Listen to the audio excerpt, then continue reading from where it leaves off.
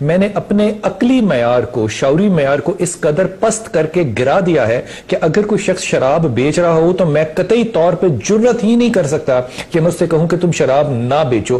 میں تو صرف اس شخص کے آگے ہلکی سی آواز اٹھاؤں گا جو شراب کو زمزم کہہ کے بیچ رہا ہو.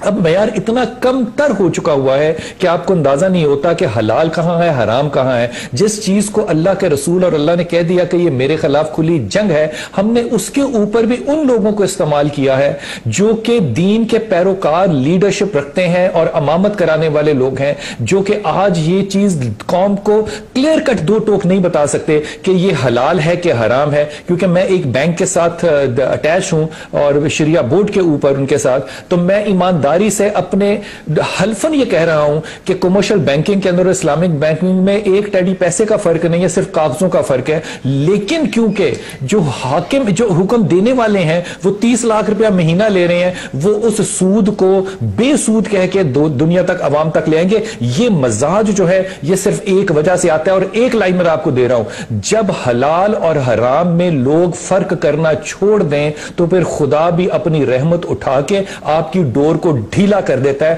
کچھ عرصہ پہلے آپ کی نظر سے یہ بات گزری ہوگی، ایک بچے کا قتل ہوا 19 سال کی عمر میں، اور وہ قاتل تقریباً 9 سال کے بعد جب پھانسی چڑھنے لگا، ایران کی بات ہے، تو اس کی ماں وہاں کھڑی تھی جب اس لڑکے کو پھانسی دے رہی تھی. اس نے اس لڑکے کے منہ پہ ایک تماچا مارا اور اس لڑکے کو معاف کر دیا. اور جو لوگ تھے، اور اسی درمیان میں 9 سالوں میں اس کے دوسرے بیٹے کا ایک حادثے میں انتقال ہو گیا تھا. جو لوگ وہاں کھڑے تھے، این جی او ٹائپ جو لوگ کھڑے تھے کہ پھانسی نہیں ہونی چاہیے، ان لوگوں کی طرف اس عورت نے دیکھ کے کہا کہ تم لوگوں کو یہ احساس نہیں ہو سکتا کہ تنہائی میں ایک ماں اپنا وقت کیسے گزارتی ہوگی. ایک تماچا جو ہے وہ سارا معاملہ ختم کر سکتا ہے. معاملہ یہ ہے کہ یہ کردار کی تکمیل کرنے کا ذمہ کن کا تھا؟ پہلا ذمہ تھا یہ ماں اور باپ کا، دوسرا ذمہ تھا یہ استاذہ کا، تیسرا ذمہ تھا یہ حکمرانوں کا. لیکن ان تینوں سے بڑھ کے جو ذمہ تھا وہ تھا ہمارے علماء اکرام کا. میں کیوں کہتا ہوں یہ میں کوئی اپنی ذاتی وجہ سے نہیں کہہ رہا، میں اس لیے کہہ رہا ہوں کہ جتنی حدیثیں وقت آخر کی موجود ہیں، جو دجال کا زمانہ ہوگا، اس میں اللہ نے کہیں ایک حدیث ایسی رسول پاک صلی اللہ علیہ وسلم نے نہیں کہی جس میں کہا کیا ہو کہ داڑھی نہیں ہوگی تو قیامت آ جائے گی، نماز نہیں پڑھو گے تو قیامت آ جائے گی، شلوار اونچی نہیں ہوگی تو قیامت آ جائے گی. اللہ نے جتنی باتیں کی وہ تمام اخلاقیات کی ہیں کہ زمانے سے اخلاق کیسے اٹھ جائے گا. اب ماضی کی طرف دیکھو، 10,000 سال کی تاریخ لو، 5,000 سال کی تاریخ لو، مجھے ایک مثال دیجئے جس میں اللہ نے اس امت کو تباہ کیا ہو، جس نے نمازیں کم پڑھی ہوں، جس نے عمریں کم کی ہوں، جس نے اپنی داڑھی کا سائز ٹھیک نہ رکھا ہو. اللہ نے ان امتوں کو تباہ کیا جنہوں نے جھوٹ بولا، جنہوں نے غیبت کی، جنہوں نے سچ کو چھپایا. یہ تمام اخلاقی برائیوں کی وجہ سے خدا عذاب لے کے آیا.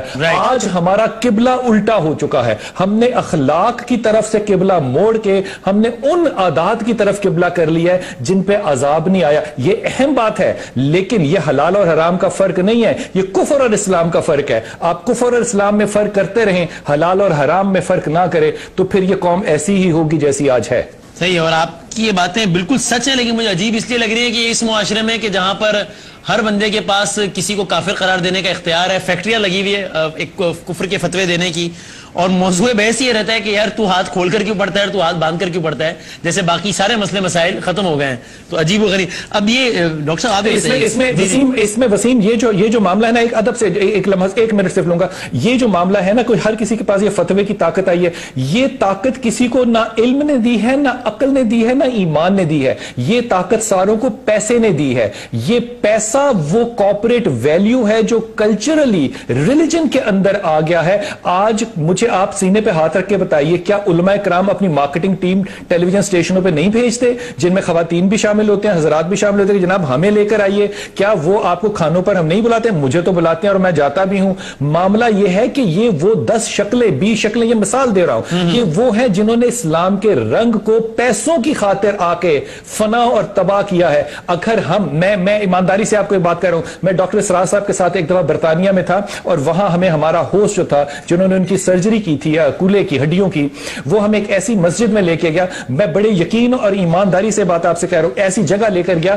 جہاں پہ تلاوت عراقی سٹائل میں اتنی خوبصورت ہو رہی تھی کہ ڈاکٹر اسرار صاحب نے کہا میں تو یہیں پہ روزے رکھوں گا، مجھے پاکستان نہیں جانا. وہ ڈاکٹر صاحب ان کو باہر لے آئے، انہوں نے کہا کہ سر یہ مسجد نہیں ہے، یہ یہودیوں کا ایک ایک مدرسہ ہے, اسکول ہے جہاں پہ یہ تعلیم پا رہے ہیں. مجھے اس ڈاکٹر کی بات پہ یقین ہی نہیں آیا جب تک کہ میں دبئی میں نہیں تھا, اور ایک کمپنی تھی وہاں پہ, اس کا نام بھی میں آپ سے آن ایئر اس لیے کہہ سکتا ہوں کیونکہ میں اس سے ایسوسیٹڈ ہوں, گلف کیپ, جو کہ فائنینشیل ایڈوائزر ہیں شیخ محمد کے. انہوں نے وہاں ان کے دفتر میں بیٹھے اور فون کے اوپر اذان ہوا کرتی تھی. وہ واحد ایک داڑھی والا شخص تھا جو نماز کے لیے نہیں آتا تھا. تو میں نے حضرت سے پوچھا جو وہاں پہ اونر تھے کہ حضور سارے لوگ نماز کے لیے جاتے ہیں, یہ جو سب سے خوبصورت ہے, ٹال ہے, فیئر ہے, ہینڈسم ہے, بادشاہ ہے ماشاءاللہ, ان کو تو امامت کرانی چاہیے, یہ کیوں نہیں آتے؟ انہوں نے کہا حضرت کیونکہ یہ مسلمان نہیں ہے. جب میری اس سے بات ہوئی تو مجھے آگے سے پتا کیا کہتا ہے؟ کہتا ہے میں 18 سال ڈی آئی خاں میں اپنی امامت کی جاب کمپلیٹ کر کے آیا ہوں, اب میں ریٹائر ہوں اور اب میں واپس جا رہا ہوں.